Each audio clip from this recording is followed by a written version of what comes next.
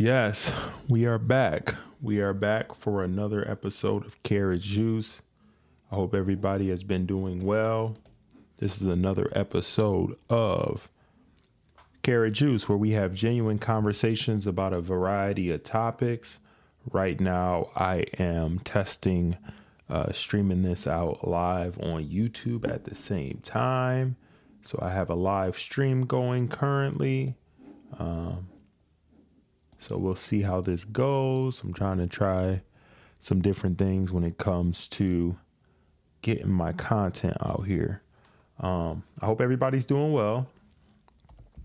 It's been a great week. I have a lot of things that I want to talk about. I'm going to try to narrow it down to a couple of things. However, if you're not familiar with Verzuz, you need to get up on it because there was a great Verzuz battle this past Saturday between none other than Dipset, Cameron, Juelz Santana, Jim Jones, and The Lox, which consists of Jadakiss, Styles P, and Sheik Luch. And the event occurred this past Saturday in Madison Square Garden. And there are a lot of people growing up, no Dipset. Dipset had a lot of anthems. However, on this night in the Garden, they were not prepared for what the Lox had in store for them. When I tell you the Lox thoroughly destroyed Dipset in this Verzuz battle, that's an understatement. So if you're not familiar with Verzuz, what Verzuz pretty much is, it's where pretty much artists, they go and then they go head to head with their best hits. So there'll be what do you call it? An artist will play a song, and then right after that, the other artist will play a song, and then there's usually a live crowd. This pretty much started during the pandemic. During the pandemic, they were all happening like virtually, but this one was in Madison Square Garden between two iconic groups. I'm going to read the article that was posted by the New York Times on this here in a second. Bear with me, and then we can get into it. So, all right, so we got that. So this article is from the New York Times, and it was published on August 16th. And it's entitled, "The Lox Triumphant at Verzuz, a conversation about New York hip hop in the 90s and early 2000s, in a night that brought the spirit of battle back to the pandemic era staple." So, the article says, in early August, Verzuz, the pandemic era staple that began on Instagram Live and within a year morphed into a multi-platform content powerhouse with artists battling hit for hit, held its first live ticketed in-person event. The night featured two of New York's most historically vital hip-hop crews, The Lox and Dipset, facing off at Hulu Theater at Madison Square Garden. So from a distance, it seemed like a light mismatch. Dipset, Cameron, and his extended crew are flashy and theatrical, and the Lox are workmanlike and relentless. But the battle took place in a boxing ring, and that set the tone. The Lox emerged triumphant. So, and then there's alluding to a cast where they talk about this. But yeah, I've replayed this battle multiple times on YouTube. And there was so many moments that happened during this versus battle. There's too many to just put in words. There's too many to describe everything that happened. But long story short, it was nothing short of a masterpiece. Like, if you don't know about Jadakiss's pedigree, he has so many hits that it'll blow your mind. Like, I'm going to be putting music into this episode because there's just too much here. So if you're not familiar with the LOX, let's look this up and give you some information on how the LOX started. So the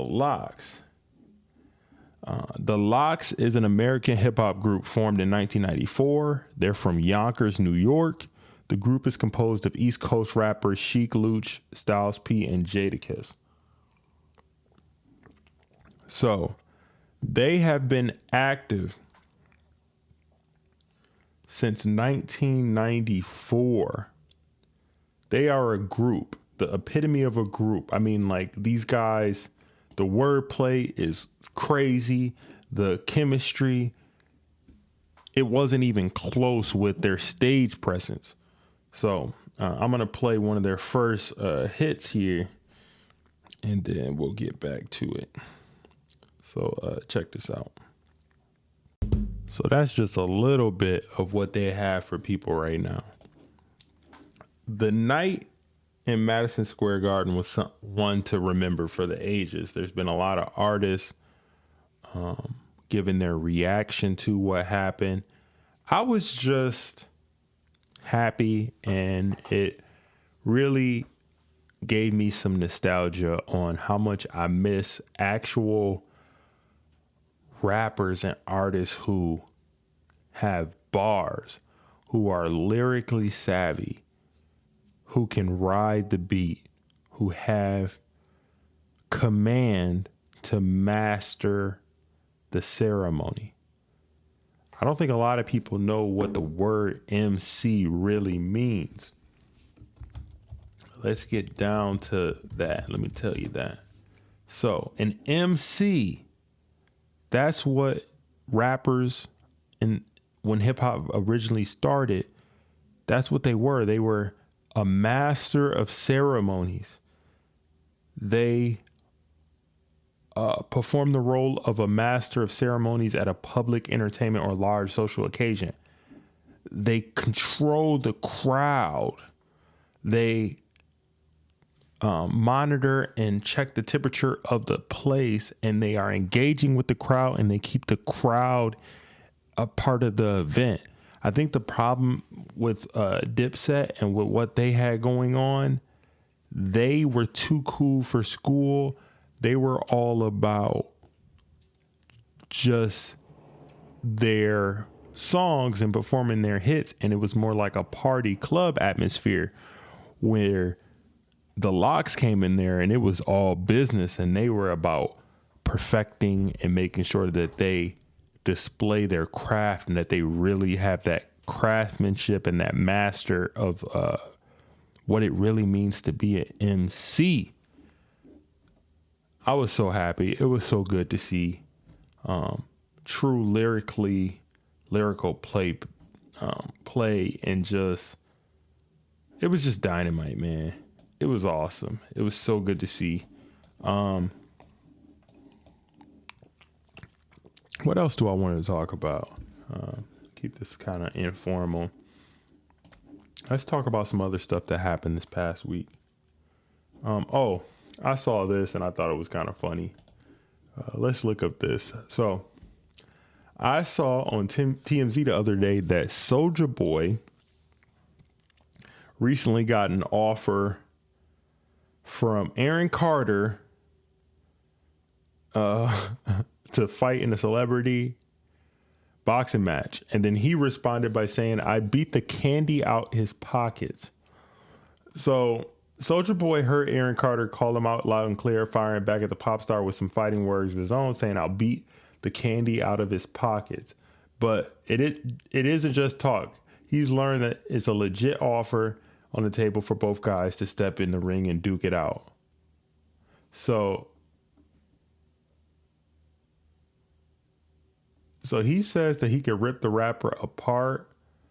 So apparently Aaron Carter is 33 and Soulja Boy is 31. Man, Soulja Boy is 31. I remember being in high school and he was like all the craze when we were in middle school and whatever. He's 31. Man, we're getting old. Soulja Boy is 31. Wow. So the article goes on to say that sources close to the situation tell us Celebrity Boxing has reached out to Soulja in hopes of making a deal happen, but so far he hasn't responded. And if we don't forget, we remember Aaron Carter, he had a boxing match with Lamar Odom earlier in the year, and he came up short and got knocked out in the second round. Let's be honest. Aaron Carter should have never been in the ring with Lamar Odom. Aaron Carter is like 5'10". Lamar Odom is what? 6'9", 6'10"? That was never going to be a good idea. Even with Lamar Odom's past struggles, he was a professional athlete, won championships in the NBA. Like, that was not a close match at all. Now, Lamar Odom with, what's his name? Jake Paul? Now we're talking, okay? Now we're talking. We got something going. So I thought that was funny, man. These celebrity boxing matches are getting wild, man. So let's see. What else do I want to talk about? Oh, yeah, I thought this was cool. So, if you guys haven't already heard, Daniel Craig, I saw this article. Daniel Craig is worth $180 million, but his kids aren't getting his money. This was published on August 17th at wmagazine.com. And he says his two daughters will punch the time card like the rest of us. So the article goes on to say that if you're lucky enough to be the offspring of Daniel Craig, you've likely inherited his debonair, good looks, and effortless charm. That's about all you'd be inheriting, as Craig has just revealed that his children won't collect his fortune after his death. His kids will have to earn their money like the rest of us by going to work, as the actor finds the tradition of leaving his wealth to his children quite distasteful and plans to donate his estate. What do we think about this, guys? Does anybody have any thoughts about that? I think that he might be on to something there. I don't know about not leaving your kids anything, but there is something about not leaving them with everything, because what could happen is this is not all, but there's a good amount of kids who are trust fund kids who come from wealth, come from a lot of money, and they never know what it means like to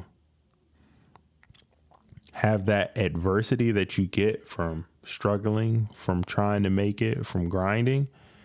And you could lose that edge if you never have to get up, pull yourself up by your bootstraps, and make something of yourself.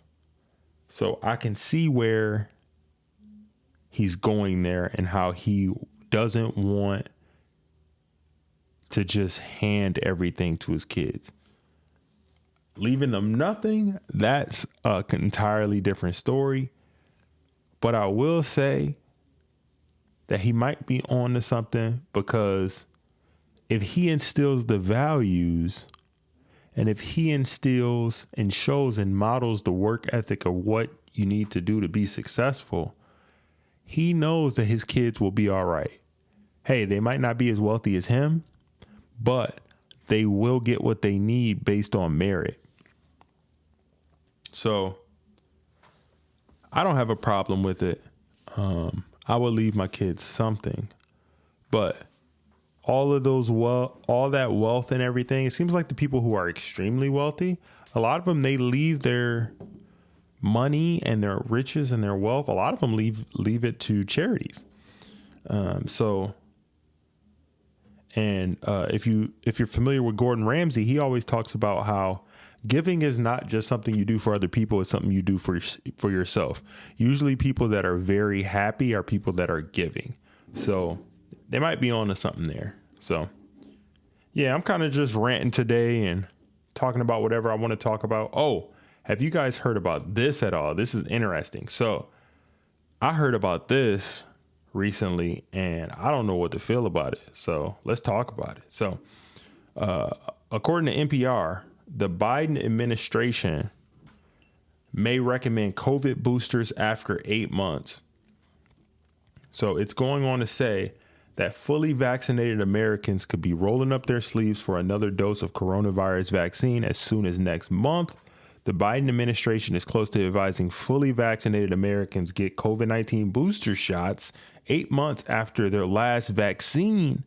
A source familiar with the discussions among administration health experts said this recommendation could come as soon as this week. The plan was first reported by the New York Times and the Washington Post. So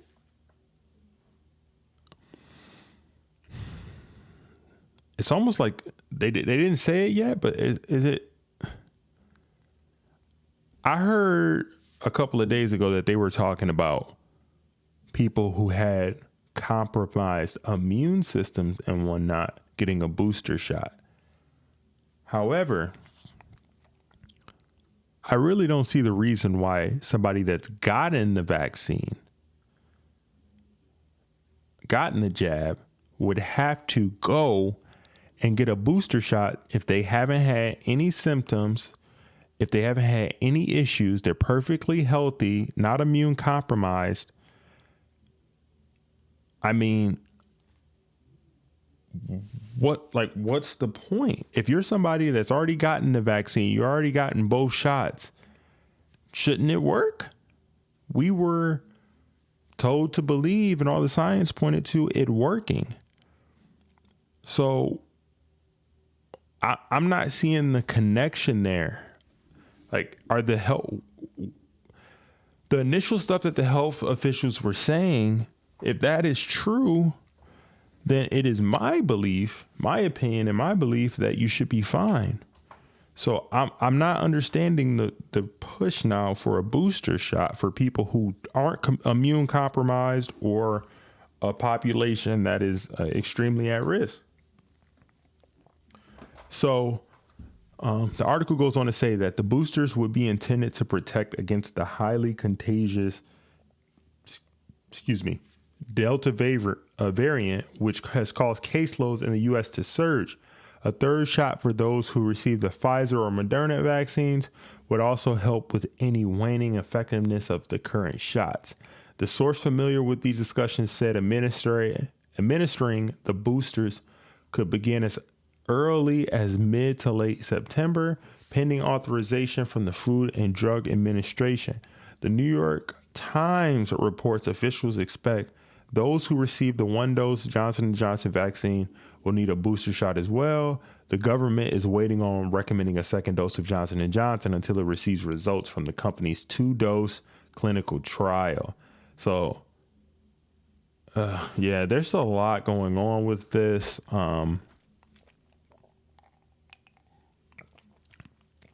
And the Delta variant and the vaccines and whatnot, man, more so than anything, I just want all of this to be over.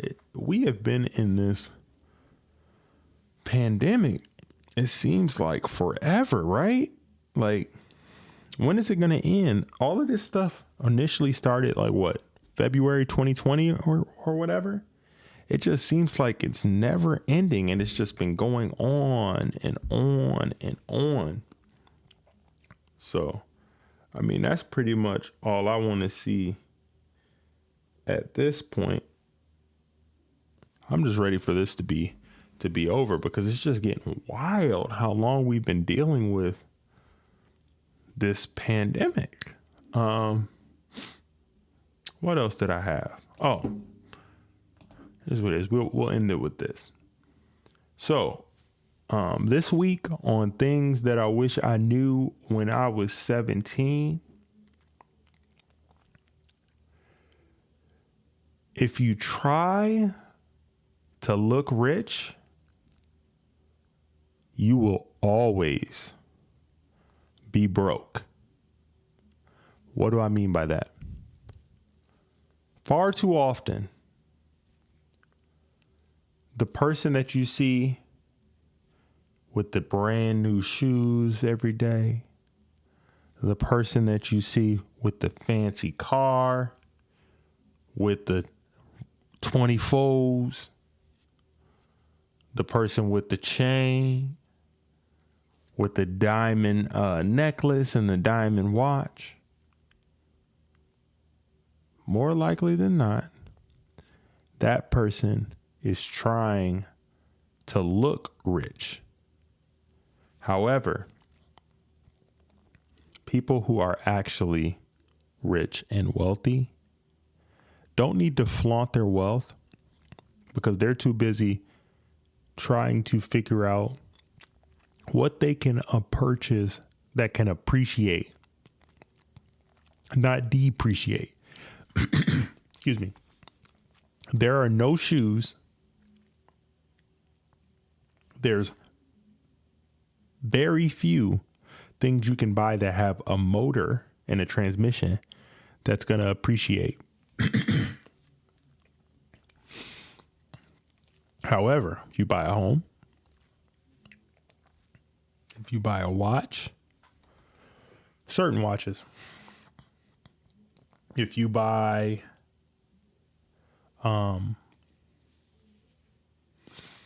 stock in a mutual fund, all of those things appreciate, and you get value for your money.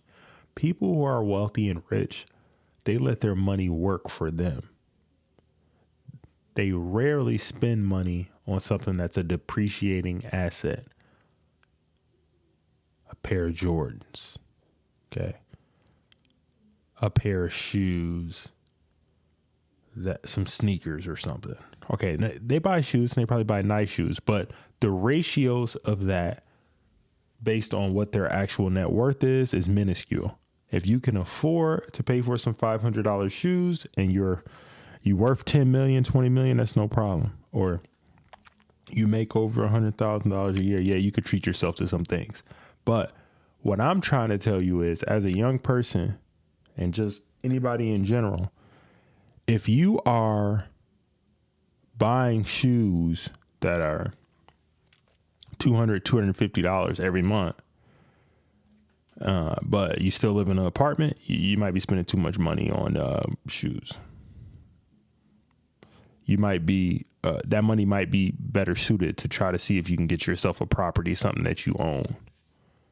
And I just see it a lot in my culture, and I'm just thinking about the person that's 17 right now looking at this, and what I would tell you is, like, don't try to keep up with the Joneses. Like, the decisions that you make right now and the game that you soak up and the knowledge that you get right here in this moment is going to aid you and suit you so much better in the future if you just learn that lay low, keep firing. Like Biggie said, right? Just lay low and keep firing. Whew. So that's been another episode of Karat Juice. Keeping it clean, light and clean, you know, like a nice salad. All right. I appreciate you guys. Thank you for listening. If you haven't already, I want you to do all the usual stuff, like, share, subscribe. I got a live stream going on YouTube with this. I'm going to be playing around with some more videos, maybe doing some reactions. There's been a lot of interesting stuff going on the interwebs, and I'm going to be giving my take to things. And yeah, I appreciate you guys. So Make sure that you hug somebody, you love somebody, you eat something good, you drink something good, and I'll speak to you guys next week. Peace.